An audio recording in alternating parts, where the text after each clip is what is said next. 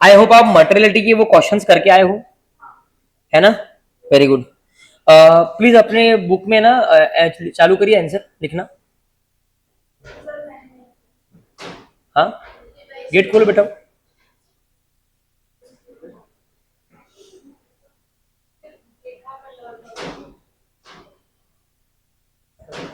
हाँ, कल के गाय के चैप्टर 2 के ना।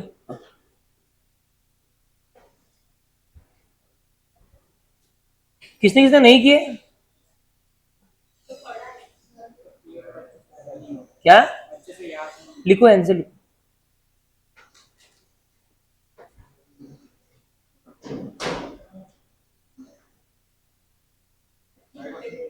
नहीं नहीं, मैं बोलता हूँ, तुम लोगों ने किए क्या? लर्न क्यों नहीं किया?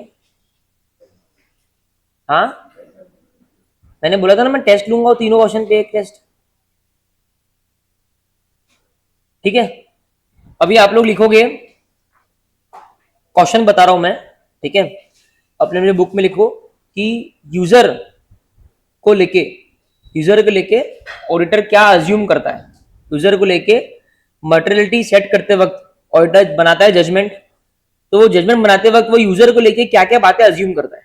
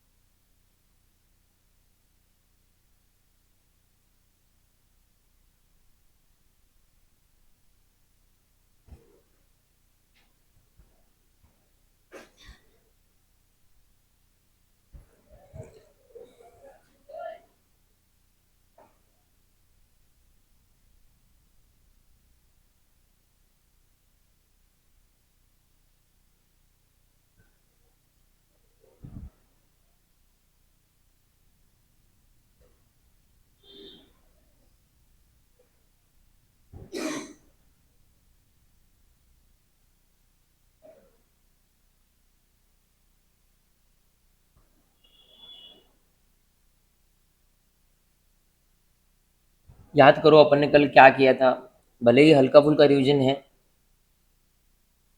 लॉजिक्स याद करो, क्लासमेट के डिस्कशन याद करो, दिमाग पे जोर दो जरा।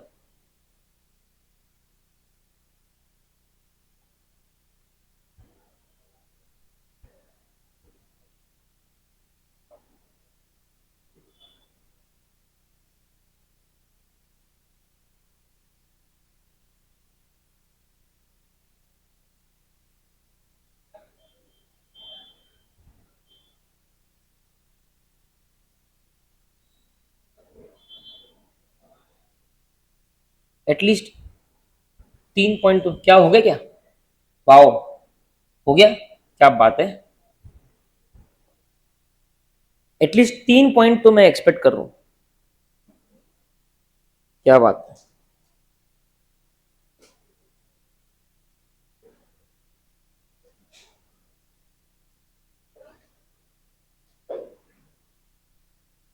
बता सेशन पहले, क्योंकि लर्न नहीं किया।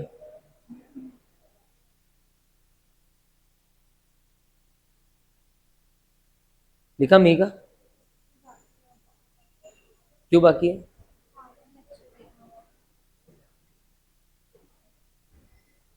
तेरे को क्या समझ में आएगा आज? आपको कल डाला था ना व्हाट्सएप, देख के आना करके, आपने सवेरे देखना चाहिए था।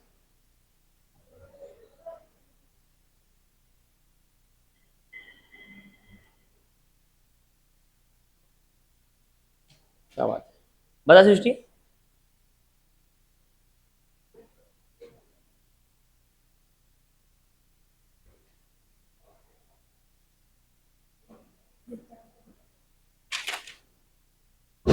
Super, very good. बताओ मैडम, 2 का टेस्ट भी नहीं दिया और हाँ, तो फिर आपको आया क्यों नहीं? या याद नहीं, बताओ। देखो पॉइंट इनके, बताओ उसको पॉइंट। आप मैडम हर बार ऐसे ही करते हो, आपको एलोबरेट करना पड़ेगा।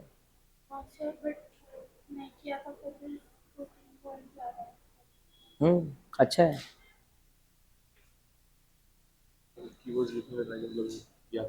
अच्छा लिखा है भाई। एनडीटी की बिजनेस के बारे में भी जानकारी लेगा।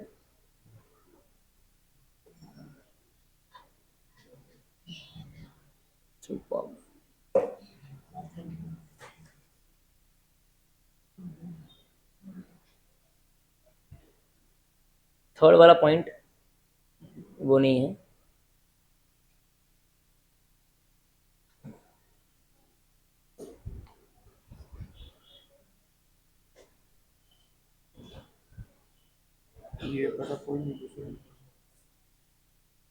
बता समझ।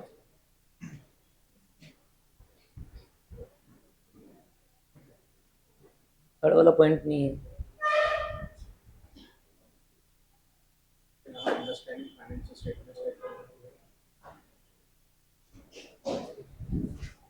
बताओ।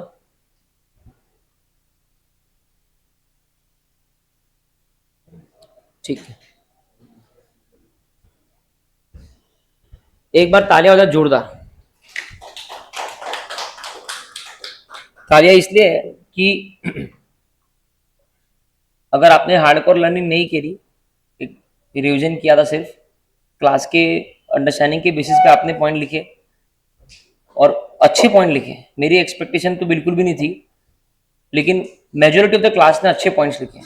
Good, very very good. Anushree disappointed, clearly disappointed. Sai Shyama, सिर्फ क्लास में ऐसा ऐसा करने से नहीं होता, आपको लिखना पड़ेगा। कम से कम उसने 2 पॉइंट तो लिखे। कोई भी चीज करने के लिए पीछे लग थोड़ी सकते, आपका इच्छा है, बाकी लोग नहीं लिख रहे क्या? आपने अकेले ने चैप्टर 2 का टेस्ट दिया क्या? सबने दिया ना।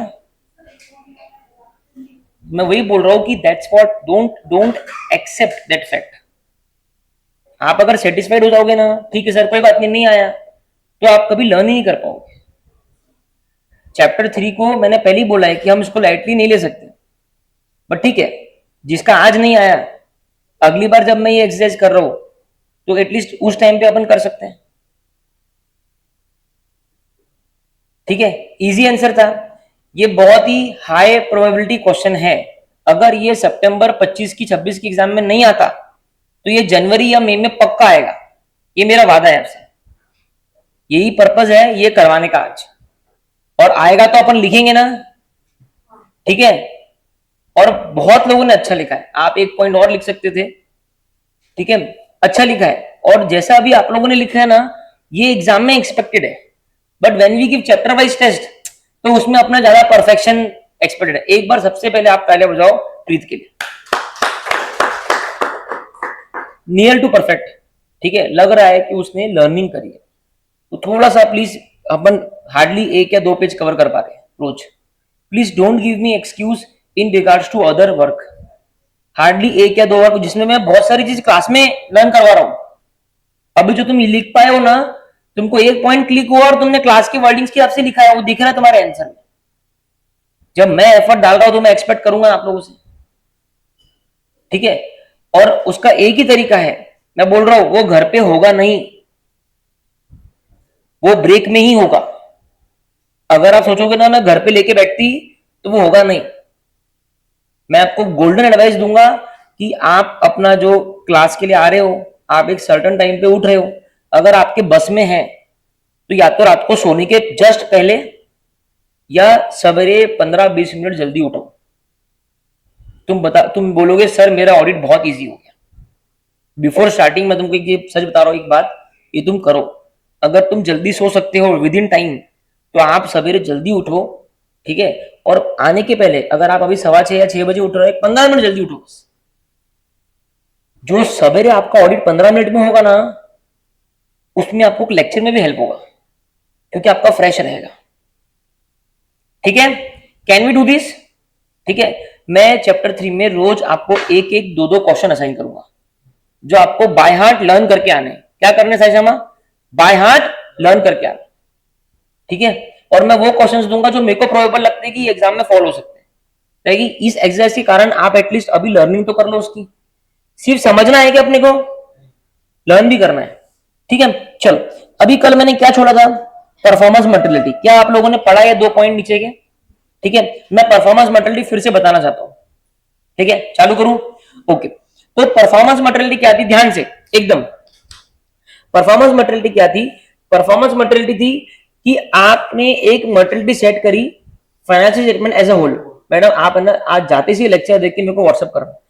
एक मटेरियलिटी थी एफएस एज अ होल। मैंने तुमको क्या बोला कि प्लीज आप ये मान लो कि एफएस एज अ होल की मटेरियलिटी ही मटेरियलिटी है और कोई मटेरियलिटी नहीं।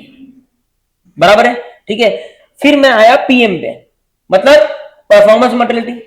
करेक्ट है। अभी परफॉर्मेंस मटेरियलिटी मैंने क्या बोला था कि अपन ने 10 लाख सेट किया है नॉर्मल मटेरियलिटी। ठीक है, लेकिन मैंने बोला 2-3 इंडिविजुअल मिसस्टेटमेंट मिला के वो 10 लाख के करीब हो रहा है। मेरे को डर लग रहा है कि यार एक आधा मिसस्टेटमेंट मेरे से छूट गया और मैं इसको जबरदस्ती नॉन मटेरियल बोल दूंगा। करेक्ट है, इसके लिए आपको ऐसे नहीं बोला, एक पीएम सेट कर, उसको अपन प्यार से क्या बोलते हैं? बफर मटेरियलिटी, कि उतना बफर अपने पास में रहता है। बराबर है ना? That's it. तो performance materiality means the amount, बोलो, set by the auditor at less than materiality level. Answer में आपको ये वर्ड आना बहुत जरूरी है। सब लोग देख लो ये वाला वर्ड। अथर्व प्लीज उनको एक बार बोलोगे क्या? ठीक है, ये वाला आना चाहिए। क्या हो?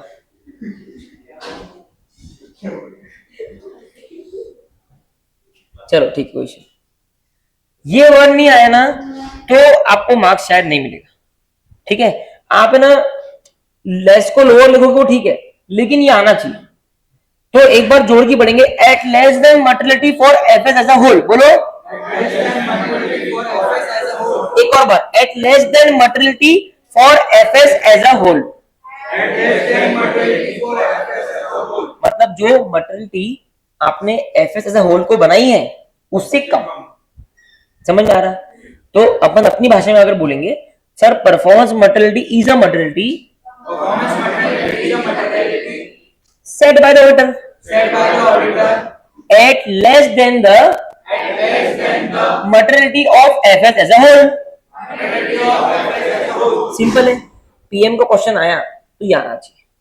ठीक है, उसके बाद में ये क्यों कर रहे मालूम क्या अपन? ताकि अपन रिस्क कम कर दे। To reduce to an appropriately low level that the undetected misstatements exceeds materiality as a whole। अभी है ना, ये यहां से आप काट दो। हाँ देखो, यहां से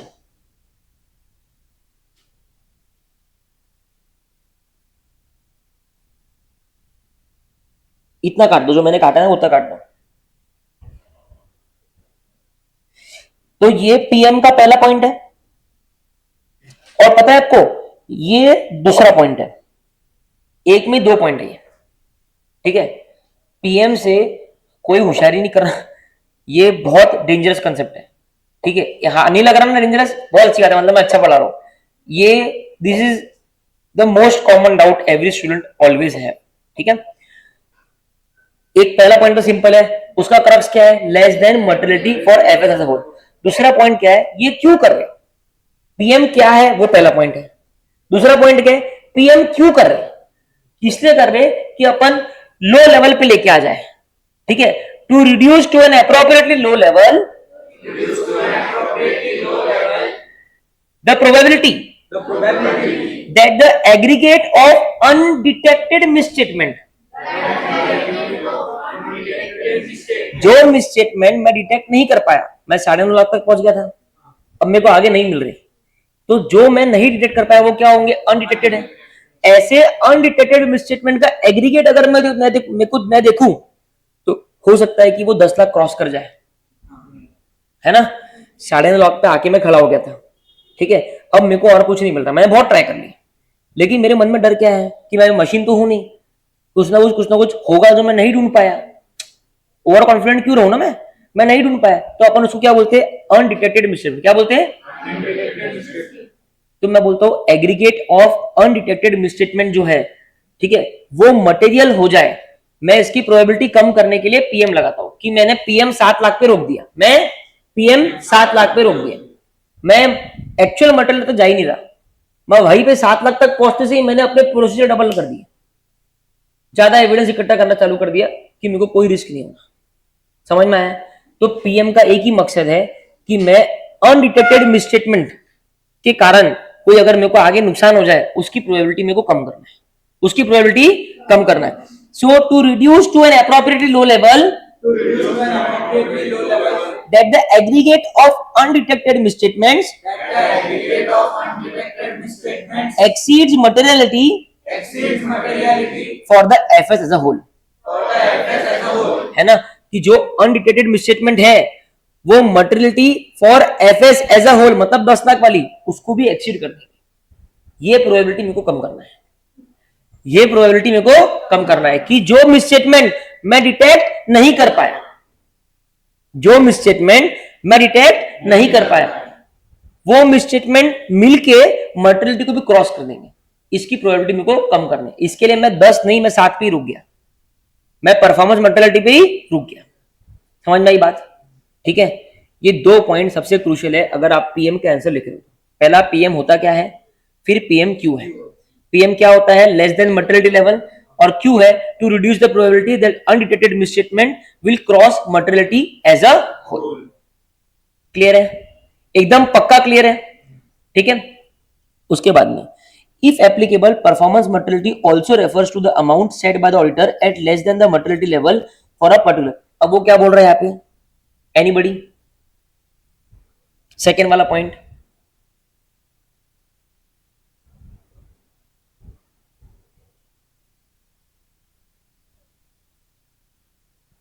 कुछ ट्रांजैक्शंस के लिए परफॉर्मेंस मटेरियलिटी अलग डिफाइन कर सकते हैं अगर उनको ऑडिटर को लगा कि ये इंपॉर्टेंट तुम थे क्या लेक्चर में? हाँ ठीक है। मतलब जैसा मैंने क्या बोला कि PM FS as a whole पे होता है, बस वो इतना बोल रहा है कि अगर आपको लगे तो आप किसी पर्टिकुलर क्लास ऑफ ट्रांजैक्शन या अकाउंट बैलेंस, है ना, या डिस्क्लोजर, इनके लिए भी आप पीएम अलग से बना सकते हो। आपको याद है ना, अपन ने कल एक क्वेश्चन पढ़ा था जिसमें कुछ इंडिकेशंस थे, ऐसे इंडिकेटर्स, ऐसे इंडिकेशंस कि तेरे को materiality of FS as a whole के अलावा किसी पर्टिकुलर क्लास ऑफ ट्रांजैक्शन या अकाउंट बैलेंसेस के लिए उसकी अलग मटेरियलिटी सेट करनी चाहिए, उसके इंडिकेशन पढ़े थे ना। फिर मैंने बोला था आपको कि ये एक क्वेश्चन को अलग से देखना, ये एक ही क्वेश्चन है जो क्लास ऑफ ट्रांजैक्शन को लेके है, ठीक है। अभी वो यही बोल रहा है कि अगर तुझे लगे तो तू क्या कर, पीएम सेट कर दे at less than materiality level for some class of transaction account balances as required. Compulsory है क्या? तेरी इच्छा है। तीसरा, सब लोग पढ़ो, तीसरा मन में सब लोग पढ़ो।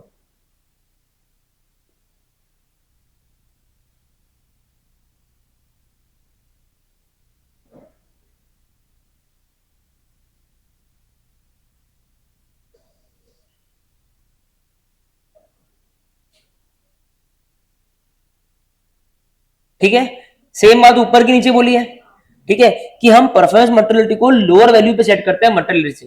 क्यों? कि जो अनडिटेक्टेड मिसस्टेटमेंट है वो एग्रीगेट होके मटेरियलिटी एज अ होल को क्रॉस ना कर दे, उसकी प्रोबेबिलिटी कम करने के लिए, उसकी प्रोबेबिलिटी कम करने के लिए। समझ में आया? पक्का? किसी को डाउट? हाँ, ये तीसरा वाला सेम ही पॉइंट है। क्यों? क्योंकि इट लोअर्स द रिस्क, बोलो जोर की, that the auditor will not be able to identify misstatement that are material when added together। इसकी रिस्क कम करना, ये रिस्क वो कम। रिस्क क्या है? रिस्क क्या है कि जो मिसस्टेटमेंट ऑडिटर डिटेक्ट नहीं कर पाया वो एग्रीगेट में देखेंगे तो मटेरियल है, मतलब अनडिटेक्टेड मिसस्टेटमेंट, ठीक है। ये रिस्क पीएम कम कर देता है। क्यों? क्योंकि तूने मटेरियलिटी कम कर दी, क्योंकि तूने मटेरियलिटी कम कर दी। समझ में आया? पक्का? सबको समझ में आया? ठीक है, अभी आप पहले हेडिंग डालो पीएम, ये कल बनाए नहीं थे ना बने नोट्स में, इसके अंदर परफॉर्मेंस मटेरियलिटी, इसके कोई क्वेश्चन, ये अपने आप में क्वेश्चन है, ठीक है। डिफाइन परफॉर्मेंस मटेरियलिटी, बस खत्म। परफॉर्मेंस मटेरियल कभी भी क्वेश्चन आएगा बेटा एग्जाम में तो बस इतना लिखना है।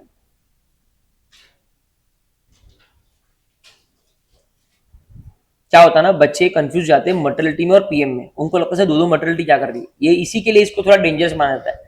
लेकिन समझने के लिए समझाने वाला और समझने वाला दोनों भी अगर सही है तो अपने को समझ में आ गया कि अपन एक एफ एस होल पे करी है और उससे एक नीचे लाके बफर मटेरियलिटी कर दी है, ठीक है। अभी मैं आपको एग्जाम्पल ग्रुप में और अच्छे से समझाऊंगा फाइनल, फिर अपन आगे बढ़ेंगे। इसमें आप एरो निकालो, पहला एरो निकालो लेफ्ट में,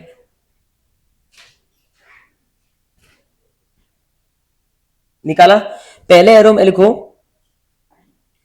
materiality which is less than materiality for FS as a whole, materiality which is less than, एक के नीचे एक लिखना, एरो है क्योंकि वो materiality which is less than materiality for FS as a whole, materiality which is less than materiality for FS as a whole. पढ़ा क्या आपने, वो लिखा ना, सब लोग मन में पढ़ लो 2 बार उसको, सेंटेंस को लर्न कर लो, पढ़ो ही मत, लर्न कर लो।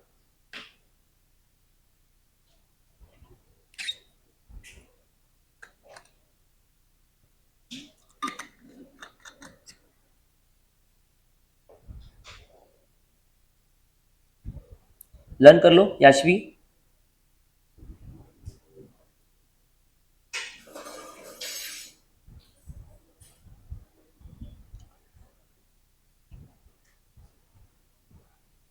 सबने लर्न कर लिया पहला पॉइंट अच्छे तरीके से एकदम, है ना, ठीक है। अभी है ना अपने मन में वो पॉइंट बोलो, एरो वाला मन में बोलो,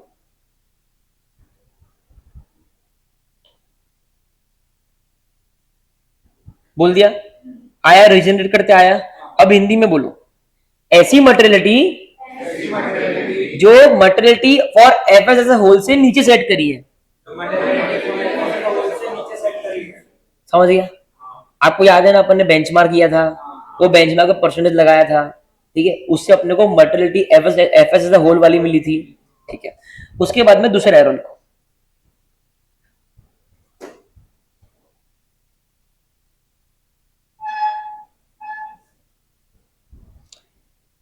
reduce to low level, reduce to low level, reduce to low level the probability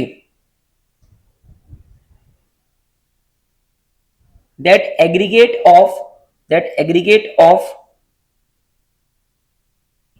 undetected misstatement, that aggregate of undetected misstatement exceeds materiality, exceeds materiality।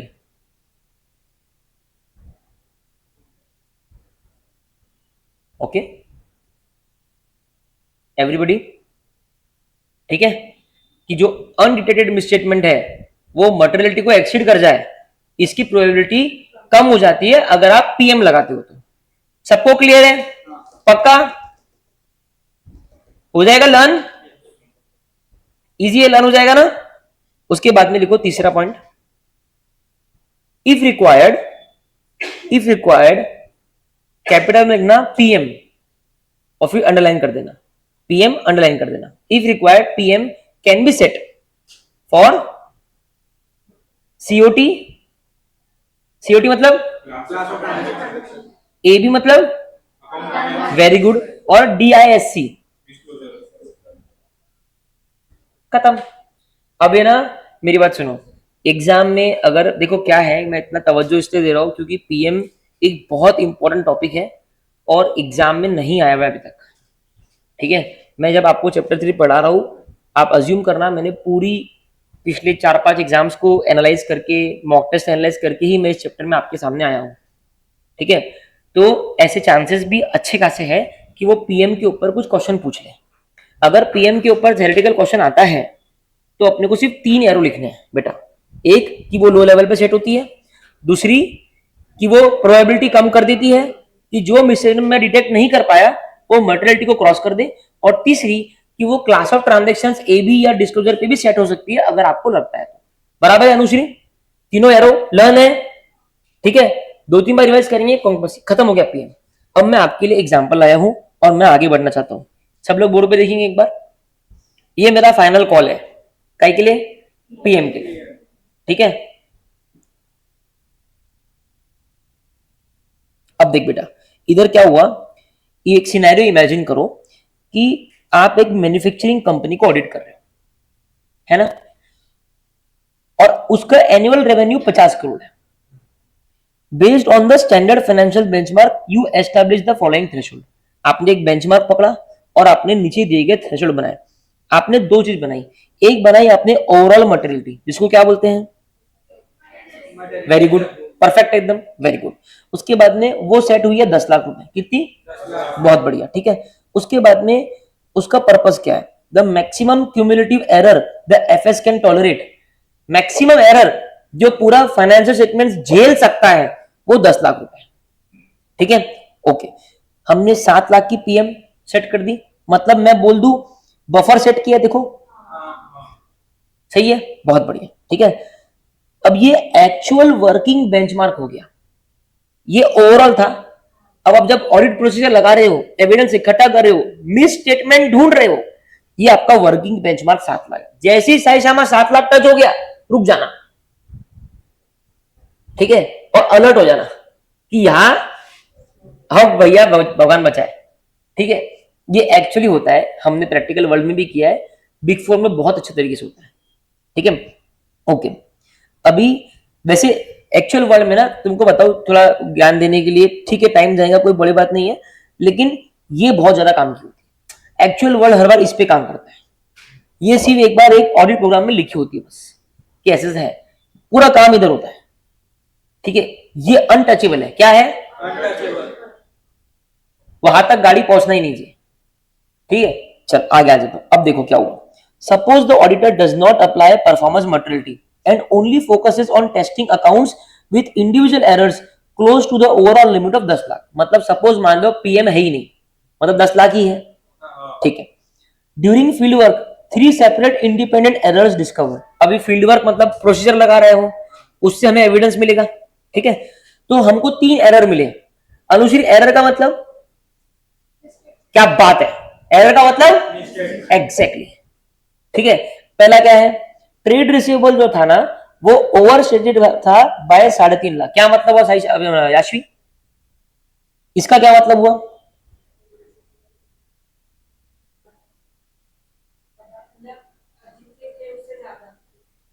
नहीं, इसका मतलब बेटा ये हुआ कि जो बैलेंस शीट में दिख रहे हैं वो 3.5 लाख से ज्यादा बताए हुए हैं। मतलब अगर एग्जांपल के तौर पे बैलेंस शीट में 10 लाख दिख रहा है टीआर, तो ये एक्चुअली कितना है? 6.5 लाख। 3.5 लाख गलती ज्यादा बताया हुआ है, ओवर स्टेट कर दिया। क्या कर दिया? Over valued. इन्वेंट्री का वैल्यूएशन जो किया अपन ने वो ओवर वैल्यूड है बाय 4 लाख, मतलब इन्वेंट्री एक्चुअली 6 लाख की है, 10 लाख की दिखाई गई। चीटिंग कर रहे हैं लोग। जो अपना what is misstatement, it is nothing but a difference कि एज पर एएस क्या अमाउंट होना चाहिए और अमाउंट लिखा एज पर एएस होना चाहिए 6 लाख, लिखा 10 लाख, मतलब 4 लाख से ओवर वैल्यूड है, ठीक है। मतलब गलती है, मतलब एरर है, मतलब मिसस्टेटमेंट है। क्या बात है। उसके बाद में प्रीपेड एक्सपेंसेस, प्रीपेड एक्सपेंसेस भी ओवर स्टेटेड है बाई 2 लाख। कितने से? होने 8 लाख से 10 तक दिखाए हुए। मैं एग्जांपल के तौर पे आपको ओवर स्टेटमेंट समझा रहा हूं क्या है, क्योंकि ये आपको कहीं ना कहीं सी इंटर में आने वाला है कि what do you mean by over stated, what do you mean by under stated. Under stated का मतलब क्या है कि होना 8 लाख चाहिए था, 6 लाख बताया, ठीक है। मतलब अंडर वैल्यू करा है, अंडर स्टेट किया अमाउंट को, ठीक है। ये इंग्लिश समझ में आ रही क्या? ओवर स्टेट और अंडर स्टेट, ठीक है। चलो वो जो भी है उसका फर्क नहीं पड़ता, फर्क पड़ता है कि एरर है। मिलाते कितना हुआ बिना कैलकुलेटर के? 9.5 लाख। कितना? मटेरियलिटी कितना है? 10 लाख। और ये क्वेश्चन में पीएम सेट किया है, उसने लिखा है डज नॉट अप्लाई पीएम। अब देखो कितना गले में आ गया काम, है ना। 10 लाख की मटेरियलिटी, 9.5 लाख के एरर तेरे सामने खड़े हैं। अब तेरे रातों की नींद उड़ गई कि ये या एक तो क्रॉस हो जाए तो मैं उसको मटेरियल बोल के, है ना, या तो ये कम हो जाए या मैनेजमेंट ठीक कर दे। मान लो मैनेजमेंट नहीं ठीक करा, बोले मैं नहीं करता, मैनेजमेंट ने ठीक कर दिया, मतलब वो मिसस्टेटमेंट रहेंगे क्या? लेकिन मैनेजमेंट नहीं कर रहा, अब ऑडिटर करे तो क्या करे? देखो इंडिविजुअली, अगर इंडिविजुअली देखे ना बेटा, तो none of this error hits overall materiality threshold of 10 lakh, बराबर है ना? इंडिविजुअली सब लोग 10 लाख से कम है, लेकिन अगर इनको एग्रीगेट करे तो ये 9.5 लाख हो रहा। ये मतलब वो अपना थ्योरी का था ना, इंडिविजुअली और इन एग्रीगेट, वो प्रैक्टिकली सिखा रहा। ठीक है, आगे why this matters, the cumulative total of 9,50,000 is dangerously close to the limit of 10 lakhs. If there is even one more, अगर कोई एक भी अनडिटेक्टेड एरर रहा जो हमें डिटेक्ट नहीं कर पाए, तो समझो से फॉर एग्जांपल 60,000, जल्दी से 6,000 लिख दिया मैंने, समझो 60,000, तो 10 लाख 10,000 हो गया, 9.5 लाख हो गया था ना। समझो एक 60,000 का एरर है, मैं डिटेक्ट नहीं कर पाया, तो मटेरियलिटी क्रॉस हो जाएगी, मेरे को वो डर सता है। ठीक है, total misstatement will cross the threshold, meaning the FS are materially misstated. Solution क्या है? By using the lower performance materiality of 7 lakh, the auditor treats this items with higher scrutiny, catches this small errors early and leaves a safe of 3 lakh cushion to absorb any remaining undetected। ठीक है, performance material लगाने से क्या होगा? 7 लाख पे auditor रुक जाएगा। अब वो ऑडिट प्रोसेस बढ़ा देगा, स्क्रूटिनी बढ़ा देगा, मैनेजमेंट को बोलेगा भाई अगर तू नहीं ठीक कर रहा तो मैं इसको मटेरियल मिस्टेक कर दूंगा, तो मैनेजमेंट को एनी हाउ करना ही पड़ेगा। तो वो अपने पास में हर बार 3 लाख का क्वेश्चन लेके चलेगा कि कल को अनडिटेक्टेड कोई मिसस्टेटमेंट होता तो वो भी 2 लाख 1 लाख ऐसा रहेगा, तो वो 10 लाख ब्रीच नहीं होगा। फाइनली पीएम हेल्प कैसे करता है इस केस में, कैसे करेगा ध्यान से समझना। 7 लाख की मान लो पीएम होती तो मैं क्या करता पता है? मैं ये जैसी 7,50,000 हो गया, तीसरे के लिए वेट ही नहीं करता। मैं जैसे 7,50,000 हो गया, मैं मेरे प्रोसीजर बढ़ा देता, स्क्रूटिनी बढ़ा देता, छोटी छोटी चीजों को भी देखता। ठीक है, दूसरी चीज में क्या करता, मैं जाता मैनेजमेंट के पास में, उसको बोलता मैं एक खराब रिपोर्ट देने वाला हूं, धमकी देता उसको। ठीक है, मैं एक खराब रिपोर्ट देने वाला हूं, ये तेरा जो एरर है उसको ठीक कर दे। अब जैसे ही उसको मालूम पड़ा कि खराब, अभी तक वो क्यों होशियारी में था, उसको अंदर मटेरियलिटी ब्रीच नहीं हुई, अब उसको करना पड़ेगा, नहीं तो उसकी रिपोर्ट खराब हो जाएगी। सर मैनेजमेंट को क्या फर्क पड़ेगा? अरे फर्क पड़ेगा, जैसी ऑडिटर खराब रिपोर्ट देगा ना शेयर मार्केट, तो वो क्या करेगा? इसको ठीक कर देगा। अब तुम सोचो कितना बड़ा बेनिफिट है पीएम का। तुम्हारी एक्चुअल मटेरियलिटी तो बहुत दूर है, तुमने पीएम के कारण पहली तुम अलर्ट मोड में आ गए, तुमने मैनेजमेंट को भी अलर्ट कर दिया। ठीक है, तुम्हारे मिस स्टेटमेंट का क्वेश्चन बढ़ गया, इसको वो ठीक कर देगा। अब बचा कितना? 4 लाख ही बचा।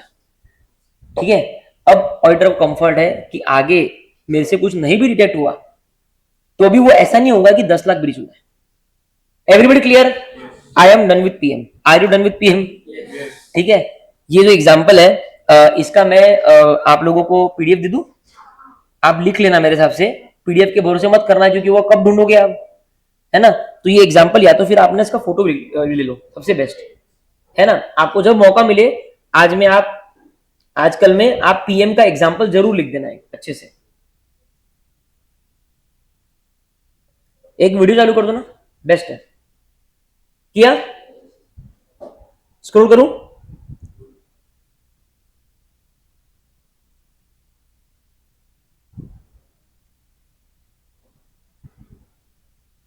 ठीक है, आप example as it is copy मत करना, आपको जो ठीक लगे, जैसा शॉर्ट में कैसे लिखना है आप हिंदी में इंग्लिश में लिख देना। चलो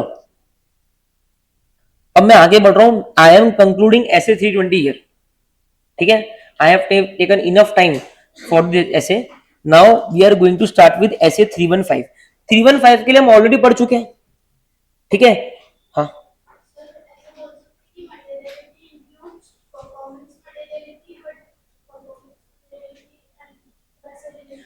no, you cannot relate it. Performance materiality is different. You can only relate it in one way, that materiality of FS as a whole is at a higher stage than performance materiality. ठीक है, या फिर आप ये बोल सकते हो performance materiality is set at less than the materiality for FS। ये एक ही रिलेशन है उसमें, बाकी वो दोनों अलग अलग है। ठीक है, चलो 315 का मैंने अभी तक क्या सिखाया आपको? मैंने बताया आपको कि identifying and assessing risk of material misstatement कैसे करेंगे? Through understanding of the entity, its environment and internal control, है ना। इमेजिन करो 3 एरो, ठीक है। आपको करना क्या है? आइडेंटिफाई करना है और फिर असेस करना है। क्या चीज? ROMM। और वो कैसे करोगे? अंडरस्टैंडिंग, एनवायरमेंट और कंट्रोल, इंटरनल कंट्रोल, करेक्ट है ना। ठीक है, इसे मैंने बताया कि जब ये करेगा तो ऑडिटर को ऑडिटर क्या क्या कंसीडर करेगा। When he is identifying and assessing ROMM, what will auditor consider? उसमें 4 पॉइंट थे, ठीक है। पहला, आइडेंटिफाई द ROMM, ठीक है। दूसरा, असेस एट FS लेवल। तीसरा, assess at classes of transaction level at what can go wrong, ठीक है। और चौथा, कि ये जो रिस्क है, what is the possibility that it will convert into potential misstatement, and potential misstatement का मैग्नीट्यूड कितना होगा कि उसको आप मटेरियल बोल। याद है, ये आंसर करवाया था। उसके बाद में हमने और क्या किया था 315 में? हाँ, हम जब 315 RAP लगा रहे हैं तो RAP के 4 प्रोसेस थे, ठीक है। एक था इंक्वायरी। इंक्वायरी अपने को 6 लोगों से करनी थी। Internal function, risk management function, system change personnel और employ with complex transactions, legal counsel और मार्केटिंग। देखो मेरे को याद है, ठीक है। उसके बाद में आता है इंक्वायरी, हो गया। फिर आता है ऑब्जर्वेशन और इंस्पेक्शन, वो छोटा सा आंसर है। डॉक्यूमेंट रिकॉर्ड का करेंगे और प्लांट प्रीमाइसेस, है ना, और ऑपरेशंस, करेक्ट है ना। ये हो गया तुम्हारा। हाँ, और अब दूसरा कौन सा था? Analytical, APS RAP। APS RAP मैंने बोला AP is related to financial and non financial information. क्या बात है, ठीक है। AP is related to financial and non financial information. उसके बाद में AP के 2 पॉइंट और थे। हाँ, it uses data at aggregated at higher level and it gives broad initial indication. तो आपको इसी कारण से you should use other information which the auditor has collected along with information generated by AP, ठीक है ना। आप सिर्फ AP की इंफॉर्मेशन से काम नहीं कर सकते। और तीसरा पॉइंट, अनयूजुअल ट्रांजेक्शन आपको लाके दे देता है, ठीक है। बस वो हेड पॉइंट से पूरा खेल है, ठीक है। जिसको ये बात समझ में आ रही, मतलब वो ऑडिट सही कर रहा है। जिसको ये लग रहा है कि मेरे को पूरा लर्न करना है, वो खत्म है। मेरे को पता है, मैंने आपको सवेरे आपने बोला नहीं किया। मेरे को प्रॉब्लम सिर्फ इतनी है कि आप अगर ये सोचोगे ना मेरे को पूरा लर्न करना है, तो मैं जो कम्युनिकेट कर रहा हूं आप तक नहीं पहुंच रहा है। अगर आप ये सोचोगे कि सर हमको सिर्फ हेड पॉइंट तो लर्न करना है, मतलब मैं जो बोल रहा हूं आप तक पहुंच गया। पूरा लर्न करने में टाइम भी लगेगा और वो होगा भी नहीं, और जो पूरा करने जाएगा उसका कभी नहीं होगा। तो आज से मोटो बना लो कि मेरे को सिर्फ क्वेश्चन के हेड पॉइंट्स, अंडरलाइन लाइंस जो सर लिखा रहे हैं वो रन करना है। बाकी सेंटेंस कंसिडर करो ना आप, कोई दिक्कत नहीं है, ठीक है। चलो आगे बढ़ेंगे। ये हो गया अपना अब तक रिवाइज। अब इसी को कंटिन्यू कर रहे हैं। ये थोड़ा स्ट्रक्चर खराब है ऐसे का, मैंने सेम स्ट्रक्चर यूज किया है क्योंकि हुआ क्या ना, वो मर्टलिटी पढ़ाना भूल गए, तो उन्होंने बाद में पढ़ाया, फिर वापस अब 315 कंटिन्यू करा। तो बच्चे कंफ्यूज होते हैं सर वो 315 था, वो भी 315 था, ये भी 315 था। चलो अब यहाँ पे 315 खत्म होगा, ठीक है। अब अपन ऑफिशियली स्टार्ट कर रहे हैं, ठीक है। Understanding the entity and its environment, है ना। ये अपन क्यों कर रहे थे? हाँ, अपन कर रहे थे सर हमको ROM आइडेंटिफाई करना है, उसके लिए ये करना है, याद आया, ठीक है ना। अब क्वेश्चन यही आता कि सर मेरे को आपने बोला अंडरस्टैंडिंग लेनी है, तो वो अंडरस्टैंडिंग में लू कैसे, है ना। आपने बोला एंटिटी के एनवायरमेंट को जानना है, वो मैं कैसे करूं, ठीक है, वो मैं सिखाता गया। चलो पहले तो है ना आप लोग मन में ये वाली लाइन फिर से पढ़ लो जल्दी से।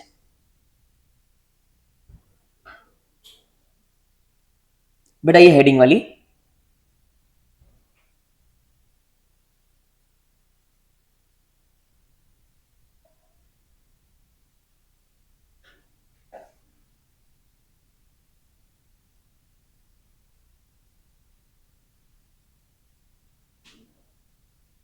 पढ़ा, बोल्ड लाइन पढ़ लिया, समर्थ पढ़ लिया ना। अब देखो हमको ये क्वेश्चन है कि ये अंडरस्टैंडिंग जो लेनी है एंटिटी की, वो क्या क्या अंडरस्टैंडिंग लूं मैं, किस किस चीज की अंडरस्टैंडिंग लूं। आप पहले क्वेश्चन लिखो, और मेरी इच्छा है अगर पॉसिबल ना तो आप थोड़ा लैंडस्केप बना लो, मतलब आप लैंडस्केप में लिखो, पोर्ट्रेट मत लिखो, ठीक है, बेटर रहेगा, बड़ा है क्योंकि वो। अभी आप पहले क्वेश्चन लिखो, हाँ। और जितनी जगह आप सेव कर सकते हो उतनी जगह सेव करना, हाँ, क्योंकि अपनी इच्छा है कि एक ही पेज पे आना चाहिए सब कुछ। तो लिखो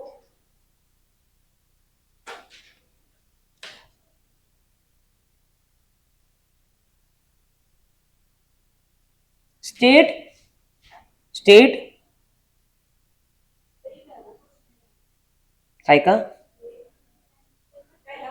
एक ही क्वेश्चन है बस। हाँ है, बड़ा लिखो ऐसा, ठीक है, बड़ा लिखो, एक दो क्वेश्चन छोटे से रहेंगे बाद में लिख देंगे, बड़ा लिखो। State of what matters, state of what matters. लिखते लिखते समझना भी आपको, समझाना पड़ेगा मेरे को क्वेश्चन। हाँ, state of what matters the understanding should be obtained by the auditor. यार यथार्थ में तो को बोला लेना, अच्छा ठीक है। Matters the understanding should be obtained by auditor as per SA 315, comma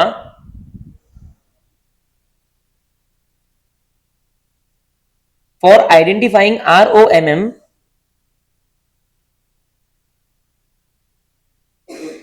through understanding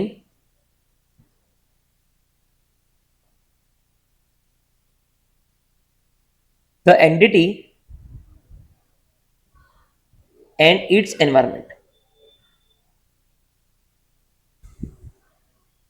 सबसे ज्यादा मजा आता है चैप्टर 3 पढ़ाने में, बहुत ही इंटरेस्टिंग पढ़ा क्वेश्चन। अच्छा, क्वेश्चन सबको समझ में आया, एकदम समझ में आया ना? सर क्या क्या मैटर्स की अंडरस्टैंडिंग लेनी है। चल अब है ना, तू निकाल एरो, कितने रहेंगे, 5 एरो रहेंगे, और मेरे को हर एरो में स्पेस चाहिए, ठीक है। तो बड़ी स्केल होगी तो स्केल का यूज कर लेना, कोई दिक्कत नहीं है। 5 एरो सब। अच्छा इसमें ना, सुनो सुनो सुनो, ऐसे ऐसे एरो निकालना, देखो ऐसे, ऐसा मत निकालना, सब खत्म हो जाएगा। हाँ निकाल, नहीं नहीं निकालते ना भाई, वैसे ट्री निकालना, हाँ ठीक है। पहले ना सारे सिर्फ एक लाइन ही खींचो, एरो मत बनाना, क्योंकि आपको पता चलेगा ना कितना आपको जगह चाहिए।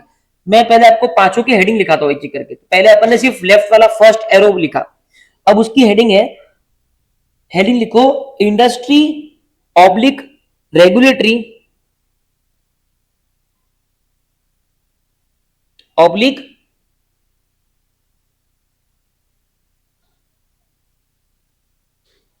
AFRF, ठीक है। अब दूसरा arrow, nature of entity,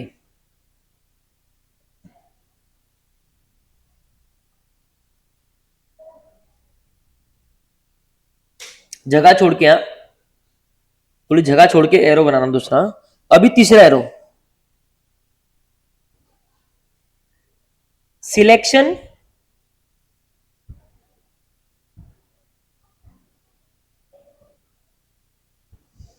selection and application of AP. AP मतलब, अरे नहीं यार तुम, नहीं ACC डॉट अकाउंटिंग पॉलिसी बोल रहा था मैं, ठीक है। आपको, आप गलत नहीं बोल रहे हो, इसलिए मैं ACC, क्योंकि आप एपी बराबर ही बोल रहे हो, एपी मतलब इंटीग्रल प्रोसीजर बोलते हैं अपन। ACC डॉट POL डॉट ऐसा लिख दो ताकि कंफ्यूजन ना हो। Selection and application of accounting policy, उसका शॉर्ट फॉर्म लिखना है, ठीक है, लिख दिया। चौथा ले लो,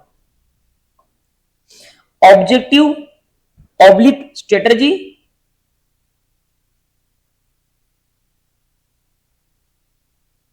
oblique business risk,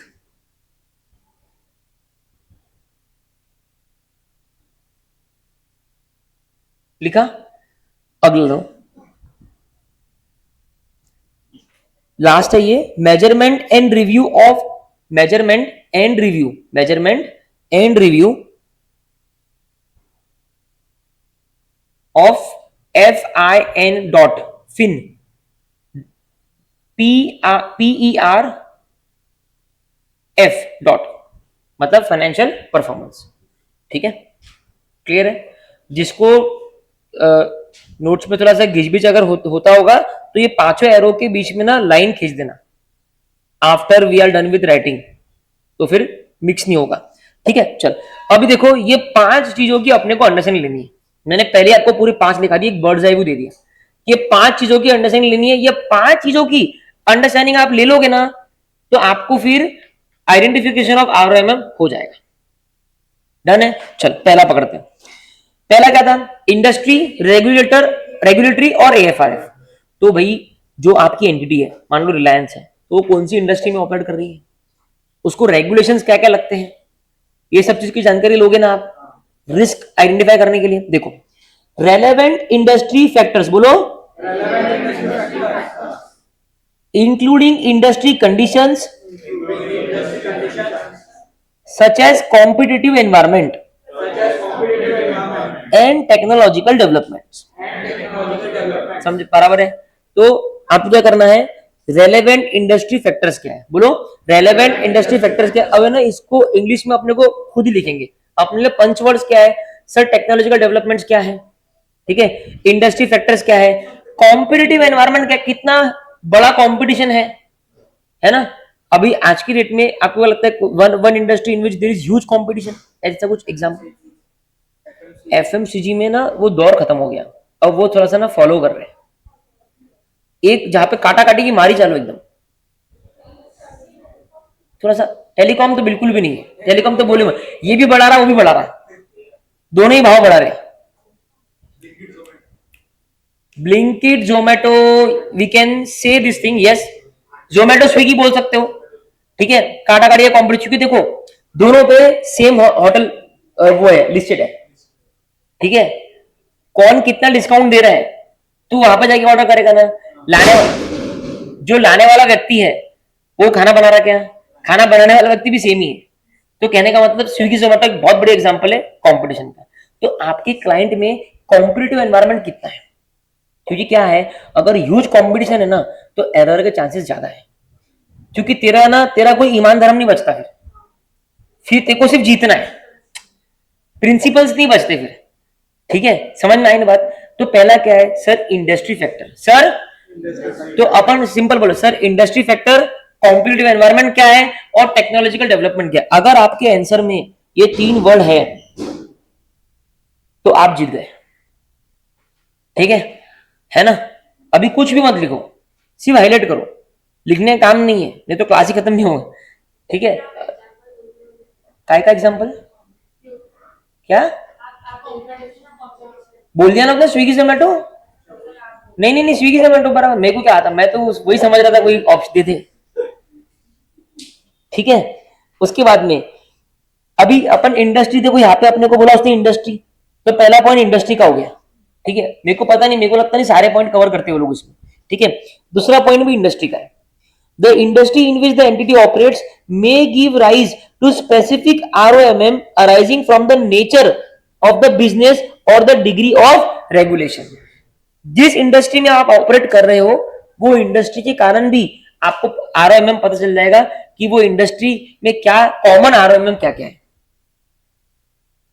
industry specific भी रिस्क रहता है ना, सबसे बड़ा रिस्क इंडस्ट्री स्पेसिफिक है रेगुलेटरी फैक्टर्स। क्या है ये देखो, द डिग्री ऑफ रेगुलेशन क्या है, द डिग्री ऑफ, मैं तुमको बताऊं उदाहरण, अभी पेट्रोल डीजल है, ठीक है, क्रूड के भाव बहुत बढ़ गए थे, 1-1.5 महीने तक हमारे पेट्रोल के भाव चेंज हुए थे क्या?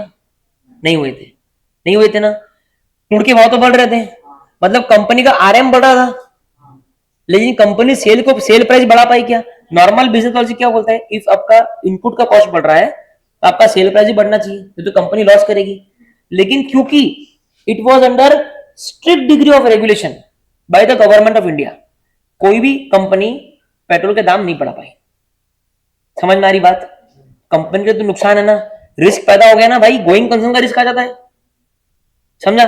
दूसरा एग्जांपल देता हूं, आप लोग इतना रिलेट करेंगे, ड्रीम 11, अड्डा 247, ये वो जो भी वेबसाइट्स थी, एक रेगुलेशन आया और खत्म हो गया। ड्रीम 11 मतलब यूनिकॉर्न था, बाप रे बाप, कोई इमेजिन ही नहीं कर सकता, राइट, इमीडिएटली बंद, only because of one regulation, ठीक है। इसके लिए ऑडिटर के लिए जरूरी है कि वो कौन सी इंडस्ट्री में ऑपरेट कर रहा है, उस इंडस्ट्री से जुड़े हुए रिस्क क्या है, उस इंडस्ट्री से जुड़े हुए रिस्क क्या है और डिग्री ऑफ रेगुलेशन क्या है। अब मैं जो मार्क करा रहा हूं वो मार्क करना, हाँ, डिग्री ऑफ रेगुलेशन को मार्क करो, इंडस्ट्री इन विच ऑपरेट्स को मार्क करो, और ये जो arising nature of the business लिखा है ना, ये बिजनेस को काट के इंडस्ट्री लिख दो आप।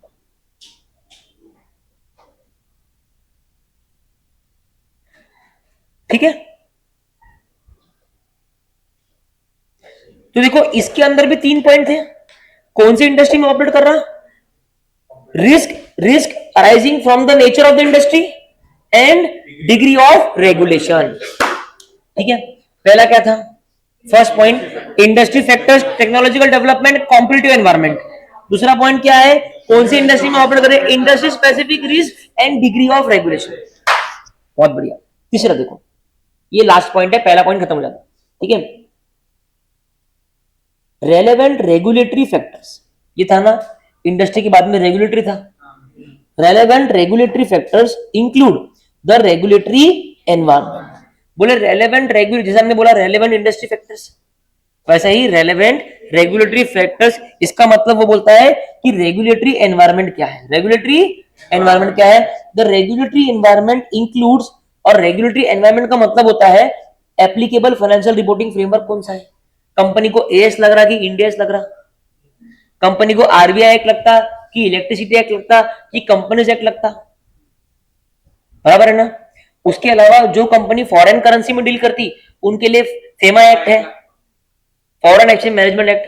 तो कौन से एएफआरएफ लगते हैं कंपनी को, लीगल एनवायरमेंट कंपनी का क्या है, पॉलिटिकल एनवायरमेंट कंपनी का क्या है। Adani biggest example of political environment. If the सरकार is changed it will have good impact on the company, मतलब गुड मतलब इंपैक्ट अच्छा होगा, गुड बैड जो भी हो। ठीक है, ओके। तो अभी तीसरा है रेलेवेंट रेगुलेटरी फैक्टर्स, और रेगुलेटरी फैक्टर्स मतलब रेगुलेटरी एनवायरमेंट। तो आपको डायरेक्टली लिखना है the regulatory environment of the company. और रेगुलेटरी एनवायरमेंट का मतलब क्या होता है, एएफआरएफ कौन सा लग रहा है, पॉलिटिकल एनवायरमेंट क्या है। ठीक है, अब आ जाओ, एएफआरएफ को करो, पॉलिटिकल को करो और रेगुलेटरी एनवायरमेंट को करो, दैट्स इट, पहला आंसर खत्म। ठीक है, अब एक बार क्विक रिवीजन, फिर अगले पॉइंट की तरफ बढ़ते हैं। ठीक है, रेडी। हम लोग क्या कर रहे हैं, हम लोग अंडरस्टैंडिंग ले रहे हैं। क्या ले रहे हैं, अंडरस्टैंडिंग। सर अंडरस्टैंडिंग का पहला पॉइंट है इंडस्ट्री, रेगुलेटरी और एएफआरएफ। सर नाम में लिखा है, पहले हम लोग इंडस्ट्री के बारे में पॉइंट बोलते थे। सर इंडस्ट्री के बारे में पॉइंट क्या है, रेलेवेंट इंडस्ट्री फैक्टर्स, बोलो मेरे पीछे। सर कॉम्पिटिटिव एनवायरमेंट क्या है, फिर डेवलपमेंट, टेक्नोलॉजिकल डेवलपमेंट्स क्या हो रहे हैं, नोकिया कितना बड़ा एग्जांपल है, टेक्नोलॉजिकल डेवलपमेंट्स। उससे क्या मालूम पड़ेगा, सर ऐसा तो नहीं कि हम पीछे रह गए, हमारी कंपनी पीछे चल रही है। गोइंग कंसर्न, नोकिया का ऑडिट डिटरमाइन नहीं कर पाएगा गोइंग कंसर्न कभी, वो भी नोकिया जैसी कंपनी का। और अभी उसी कगार पे मारुति चल रही थी, लेकिन मारुति का मैनेजमेंट इतना शानदार है कि वो भले ही पीछे रहते लेकिन वो कब आगे बढ़ जाते आपको मालूम नहीं। 8 लाख की ब्रेजा लॉन्च कर दी उन्होंने, तुम्हारी ताकत है तो फाइट करके दिखाओ। 9.5 लाख की गाड़ी में 16 लाख की फीचर है और ब्रांड वैल्यू मारुति का है, मतलब रीसेल भी है। ठीक है, तो ये चीज नोकिया में नहीं थी। ठीक है ना, चलो टेक्नोलॉजिकल डेवलपमेंट हो गया। फिर इंडस्ट्री के लिए क्या पॉइंट थे, इंडस्ट्री स्पेसिफिक रिस्क, जो रिस्क पूरी इंडस्ट्री को लागू है, degree of regulation, very good. ठीक है, ये हो गया इंडस्ट्री के पॉइंट्स, इसको बना के लिख देना।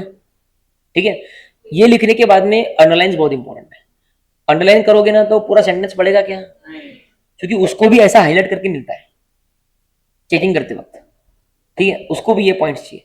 ठीक है ना, अब हो गई बात थी इंडस्ट्री की। फिर दूसरा क्या था, रेगुलेटरी। बोलो relevant regulatory factors including the regulatory environment. ठीक है, इंक्लूडिंग एएफआरएफ एंड पॉलिटिकल एनवायरमेंट। खत्म आंसर, हो गया। अब तुम्हारा होमवर्क जो रहेगा, ये जो तुमने एरो बनाए हैं, इसके नीचे एक के नीचे एक के नीचे एक आपको ये हेड पॉइंट्स लिखने, दैट्स इट, हो गया आंसर खत्म। चलो अगले पे आ जाओ, अब आ जाओ नेचर ऑफ द एंटिटी। काय पे आते हैं, चल पहले मैंने ये कराया था अकाउंटिंग पॉलिसी वाला है, छोटा सा है। ठीक है, पढ़ो एक बार आप लोग मन में ये वाला पॉइंट, सी वाला। मैं कौन सा बोल रहा हूँ यथार्थ, सी वाला पढ़, सी सी।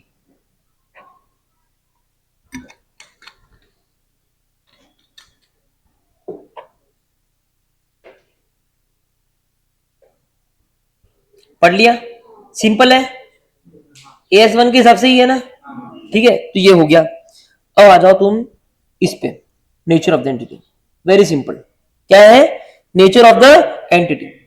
चलो, एंटिटी का नेचर, एक अपन ने क्या सीखा कि इंडस्ट्री रेगुलेटरी और AFRF क्या है, एक अपन ने अकाउंटिंग पॉलिसी कंपनी क्या, क्योंकि अकाउंटिंग पॉलिसी ना, अगर कंपनी मान लो रिस्की अकाउंटिंग पॉलिसी सिलेक्ट कर रही है, ठीक है, तो आप ऑडिटर को एक अलर्ट हो जाता कि भाई हो सकता है आगे उसके कारण कोई एरर या फ्रॉड हो जाए, या फिर कंपनी मान लो बार बार अकाउंटिंग पॉलिसी चेंज कर रही है, इनकंसिस्टेंट है अकाउंटिंग पॉलिसी लगाने में, तो क्या होता है जब आप बार बार चीज चेंज करते हो, तो चेंज करते वक्त कुछ प्रॉब्लम हो सकता है, एरर के चांसेस बढ़ जाते हैं।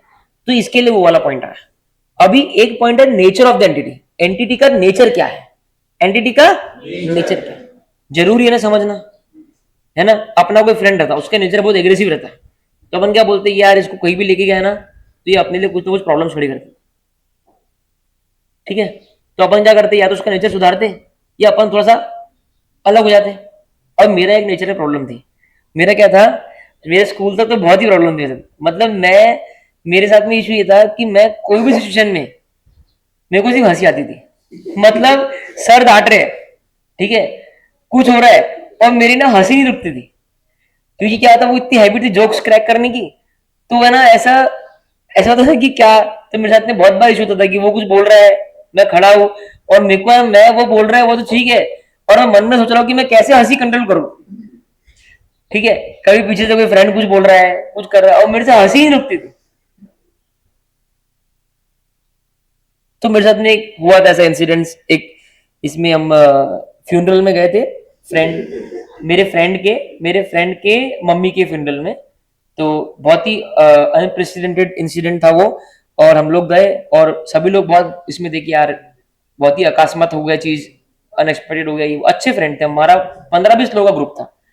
तो हम गए, अब वो क्या है, सब स्कूल लाइफ थी, 9th-10th की बात थी, तो गए, तो बस वो जा रहे थे गाड़ी पे, हम पहुंच गए वहां पे अंदर, तो अंदर ही लड़के जोक क्रैक करना चालू कर, वो जो इवेंट है वो तो ठीक है, तुम यहाँ पे, तो वो एकदम से वो बोलते हैं ना 1 मिनट का अपन वो रखेंगे, हाँ, और फिर वो कुछ बातें बोलते हैं, तो वो मेरा फ्रेंड तो आगे, जिसके साथ में इशू हुआ, और हम पीछे थे, तो वो है ना इतने साइलेंस में क्या है, जरा से भी आवाज आ जाती, तो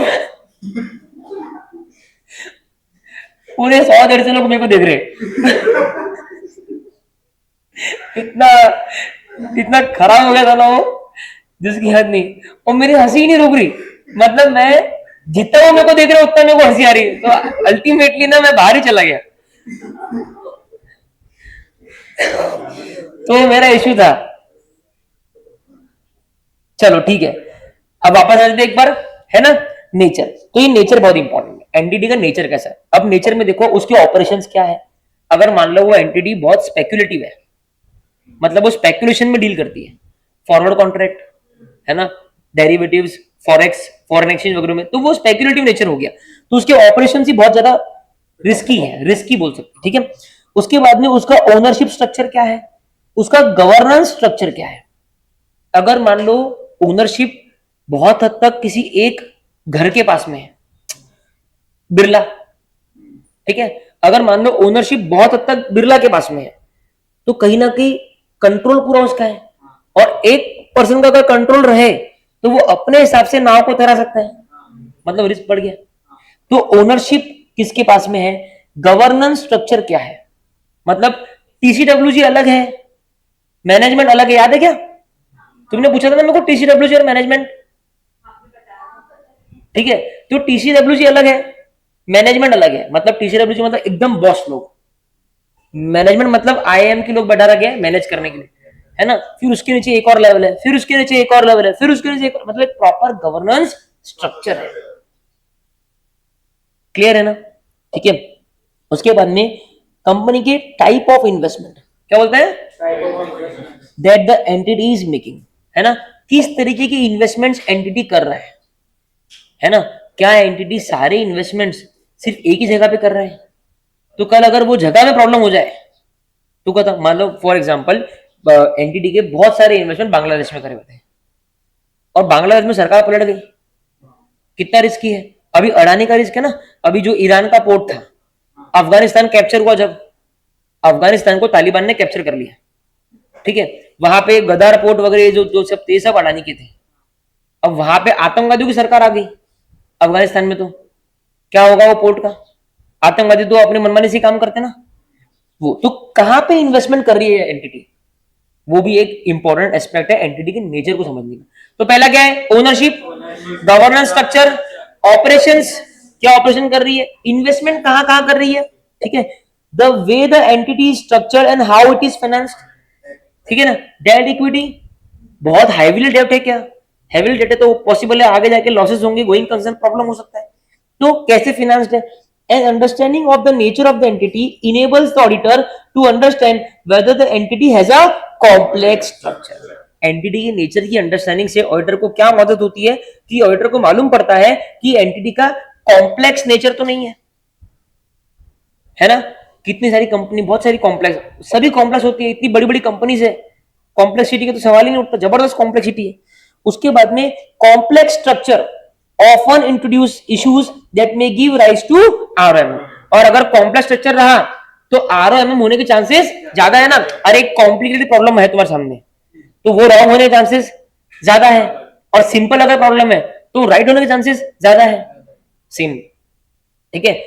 नेचर क्या देख रहे अपन, एंटिटी का नेचर, पहला क्या है ऑपरेशन, दूसरा ओनरशिप, तीसरा गवर्नेंस, तीसरा फाइनेंस, और तीसरा इन्वेस्टमेंट, और इन्वेस्टमेंट के लिए फाइनेंस, तो हाउ इट इज फाइनेंस्ड और कहां कहां पे इन्वेस्टमेंट करे हैं, इससे आपको नेचर मालूम पड़ेगा। अब आखिर के 2 पॉइंट अलग है।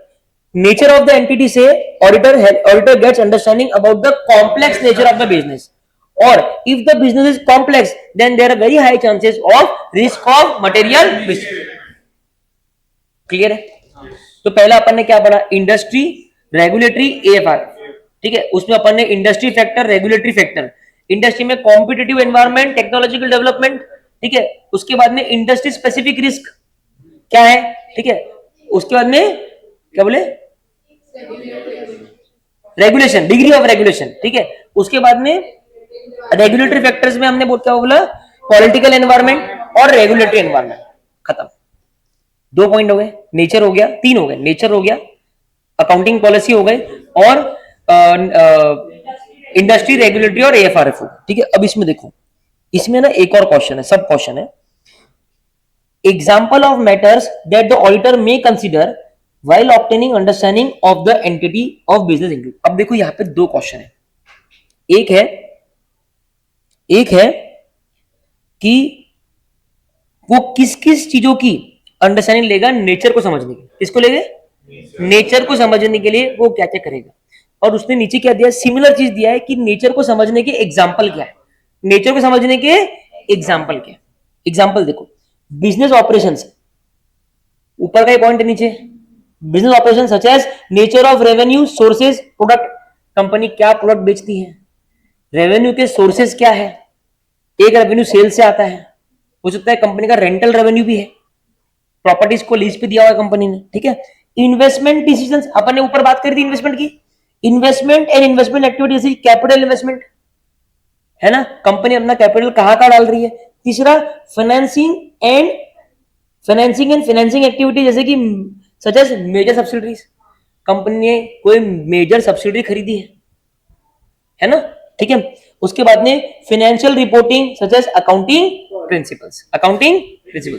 तो मेरा सिंपल सा मानना है कि अगर एग्जाम में क्वेश्चन आए नेचर को लेके तो आप ये लिख देना, कहीं ना कहीं आपका आंसर मैच हो जाएगा।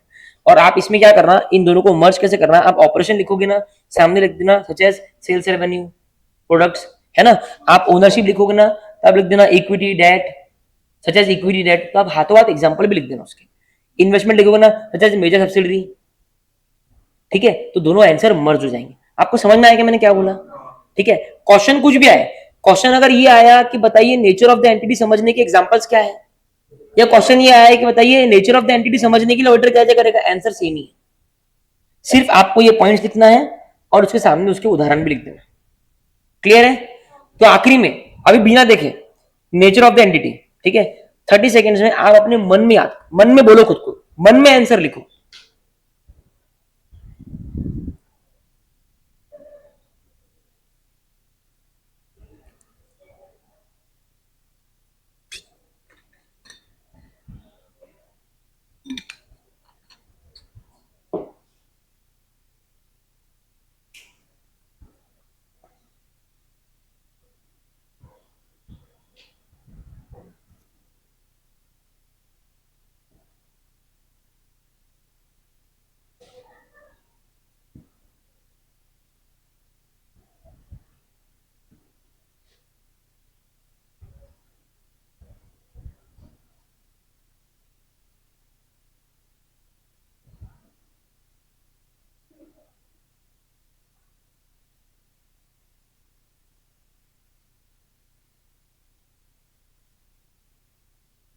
हो गया ना? ये आप लोग खुद से बोल पाए? ठीक है, बहुत बढ़िया। अभी देखो ये अगला क्वेश्चन आ रहा है, ठीक है। सबसे पहले अगले अगले वाला जो फोर्थ वाला पार्ट है उसकी आप हेडिंग पढ़ो जो अपन ने अपने नोट्स में लिखी है।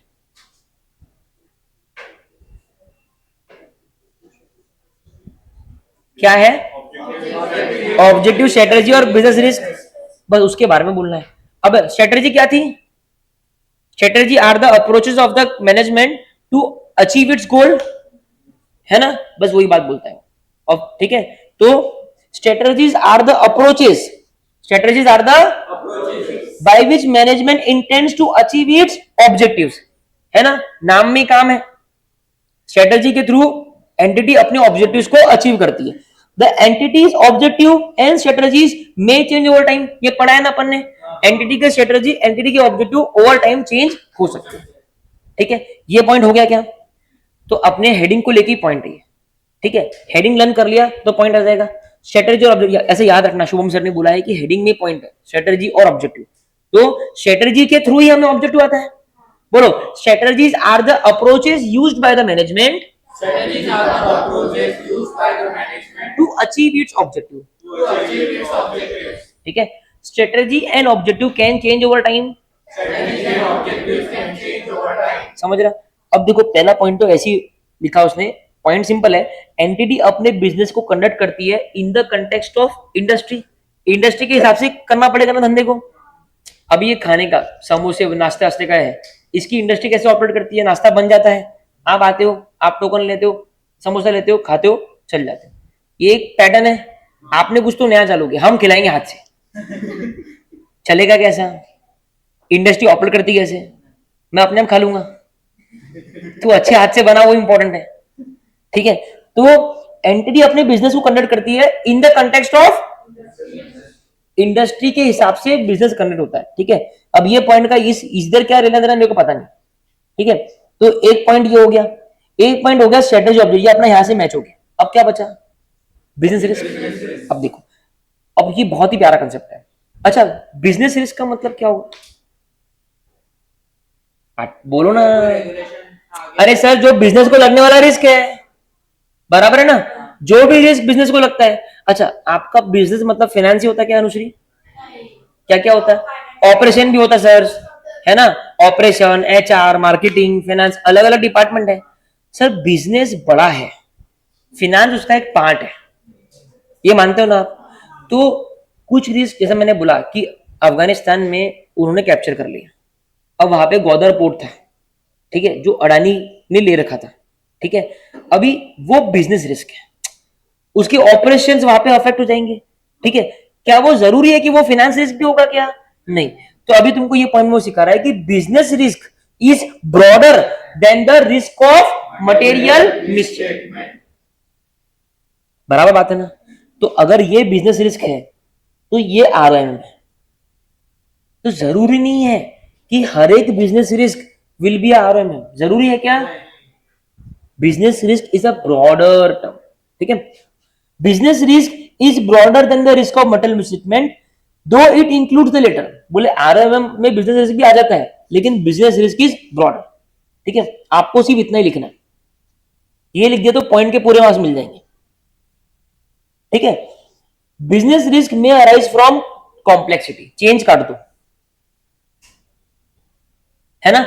जितना कॉम्प्लिकेटेड स्ट्रक्चर उतने ज्यादा चांसेस ऑफ बिजनेस रिस्क, ठीक है।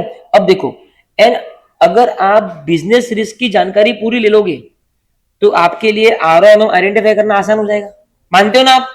अगर आपने बिजनेस रिस्क की पूरी जानकारी ले ली तो आपके लिए आरओएम आइडेंटिफाई करना इजी हो जाएगा। अरे वो ग्वादर पोर्ट को उन्होंने सील कर दिया, वो सब हो गया, अब तेरे दिमाग में एक क्लियर इंडिकेशन आ गया ना कि वहां पे आरओएम ज्यादा हो सकता, तो तू वहां पे ज्यादा प्रोसीजर लगाएगा, वहां पे अच्छे बंदे भेजेगा, वहां पे आरओएम इकट्ठा करेगा। तो अगला पॉइंट में देखो, an understanding of the business risk, बोलो वापस से बोलो, फेसिंग द एंटिटी, मतलब जो एंटिटी फेस कर रहा है, जो भी बिजनेस रिस्क एंटिटी फेस कर रहा है, increases the likelihood of identifying ROMM, ठीक है।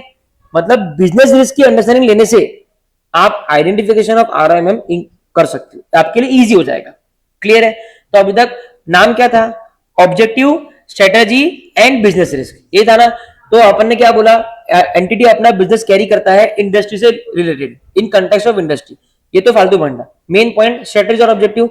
Strategy are the approaches used by the management to achieve its objectives। क्या बात है? And strategy and objective can change over time. ठीक है। उसके बाद में business risk. Business risk are broader than risk of material misstatement. ठीक है। बिजनेस रिस्क पैदा कैसे होते हैं? Because of complexity. फिर बिजनेस रिस्क की understanding, the understanding of business risk will help the auditor to identify ROMM। Simple. उसके बाद में अब देखो ये चौथा पॉइंट, एक बार पहले आप मन में पढ़ो चौथे पॉइंट को, मन में पढ़ो और खुद का एक गैसवर्क लगाओ उसमें।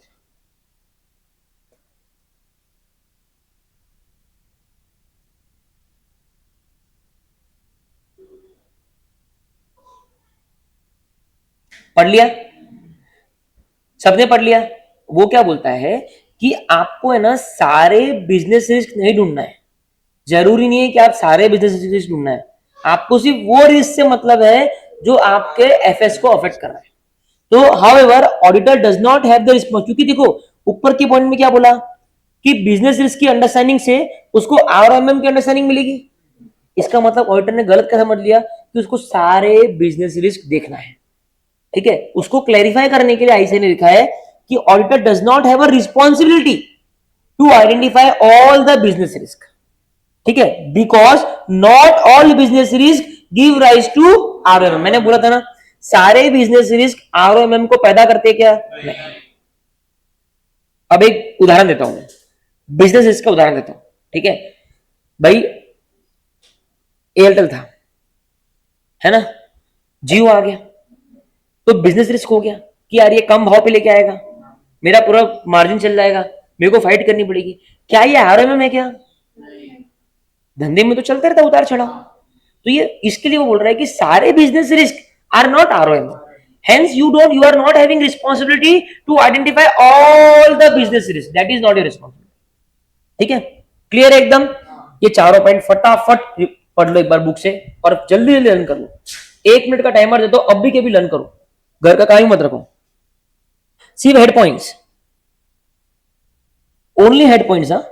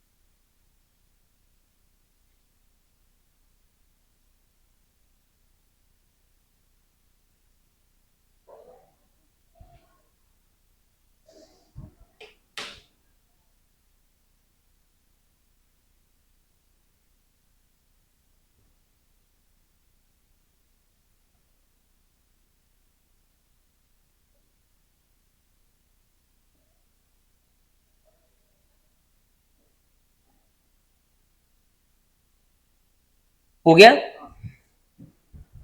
ठीक है ना? Final call. Strategy are approaches जिससे ऑब्जेक्टिव अचीव करते हैं, स्ट्रेटेजी ऑब्जेक्टिव चेंज हो सकते हैं। फिर बिजनेस रिस्क, बिजनेस रिस्क के 3 पॉइंट है। बिजनेस रिस्क ब्रॉडर है, ठीक है। बिजनेस रिस्क आइडेंटिफाई करने से ROMM आइडेंटिफाई हो जाएगा, सारे बिजनेस रिस्क आइडेंटिफाई करने का जरूरत नहीं, खत्म। ठीक है, ऐसे लर्न करो, इजीली लर्न होगा। ठीक है, आगे आ जाता। अभी है ना अगले पेज पे आओ फटाफट। अभी है ना कुछ एग्जांपल्स दे रखे हैं जो अभी मैंने पढ़ाया ना, ऑब्जेक्टिव, स्ट्रेटेजी, बिजनेस रिस्क, इसकी कुछ उदाहरण दे रखे, वो उदाहरण पढ़ लो। इंडस्ट्री डेवलपमेंट है ना, न्यू प्रोडक्ट सर्विसेज, बराबर है, और एक्सपेंशन ऑफ बिजनेस, ये एग्जांपल्स है इसके। ठीक है, ये आप लर्न कर लेना अच्छे से, इसको ट्रिपल स्टार कर दो। एग्जाम्पल बहुत ये लोग है ना, बहुत हैबिट है इनको एग्जाम्पल पूछने की एग्जाम में, एग्जाम्पल ही पूछते रहते पागल जैसे, ये एमसीक्यू भी आ सकता है, तो ये लर्न कर लेना, ठीक है। और कभी कभी आपको लगेगा कि 2-3 एग्जाम्पल सेम सेम रही है, मतलब क्वेश्चन अलग है लेकिन एग्जाम्पल सेम है, कुछ नहीं कर सकते, थोड़ा बहुत है वो, ठीक है। अब देखो लास्ट वाला पॉइंट, ठीक है, बस अपने पास में 4 मिनट पेंडिंग है, हाँ अपन ये पॉइंट को समझते हैं। चलो ये आखिरी पॉइंट है, क्या है, measurement and review of entities financial performance. Entity का जो फाइनेंशियल परफॉर्मेंस है उसको रिव्यू करना है ना। परफॉर्मेंस मेजर्स वेदर एक्सटर्नल और internal create pressures on the entity. क्या मतलब हो इसका,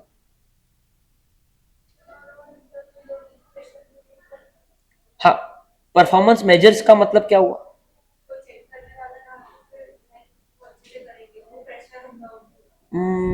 काइंड ऑफ, मैं बताओ, देखो परफॉर्मेंस मेजर मतलब क्या है। अब मान लो हम सब मार्केटिंग एम्प्लॉइज हैं, ठीक है ना, हमको टारगेट दे रखा है कि भाई तेरे को 10 एक्वागार्ड की मशीन बेचनी है, ठीक है। अब अपना इंटरनल एक दूसरे से कंपटीशन है, प्रेशर है कि बेचनी है बेचनी है बेचनी है, तो कुछ गलत तरीका यूज कर सकता है, कोई फ्रॉड एरर के चांसेस बढ़ सकते हैं उसके अंदर, है ना। जहां प्रेशर है वहां हो सकता है कि आदमी सही राह से भटक जाए। एक्सटर्नल प्रेशर का मतलब है कंपनी को प्रेशर है दूसरी कंपनी से, Jio Airtel fighting with each other, correct है। तो एक्सटर्नल प्रेशर भी हो सकता है और इंटरनल प्रेशर भी हो सकता है। दोनों ही प्रेशर से प्रॉब्लम क्या है कि रिस्क ऑफ मटेरियल मिसस्टेटमेंट बढ़ सकता है। तो परफॉर्मेंस मेजर्स बोलो, इंटरनल और external create pressure on the entity, है ना, एंटिटी पे प्रेशर क्रिएट करता है, एंटिटी पे प्रेशर क्रिएट करता है परफॉर्मेंस मेजर्स, और जहां प्रेशर आएगा वहां आरएमएम चांसेस बढ़ जाएंगे। Accordingly, an understanding of the entity's performance measures assists the auditor in considering whether pressures to achieve the performance target may result in management actions that increase the ROMM, including those due to fraud. एक बार please पढ़ना और बताना कौन explain कर सकता है।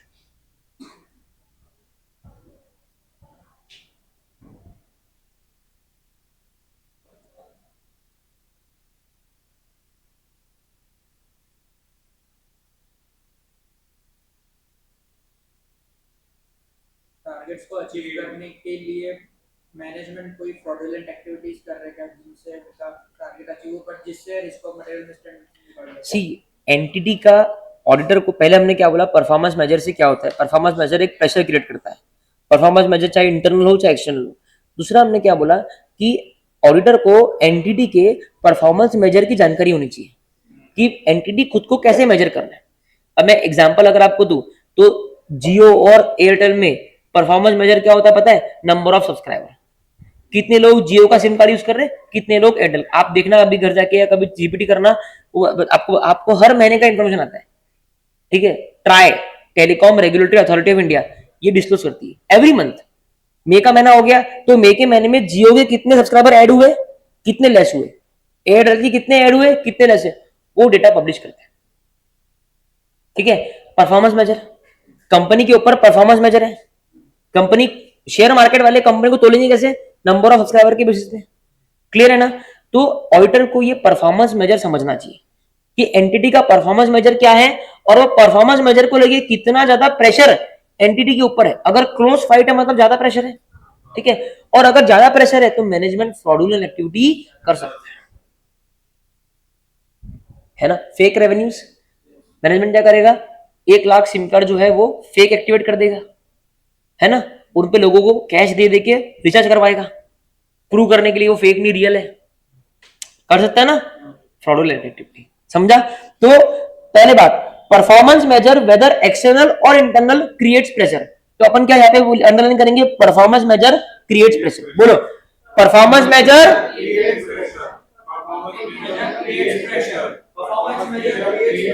ये तो टैगलाइन हो गई।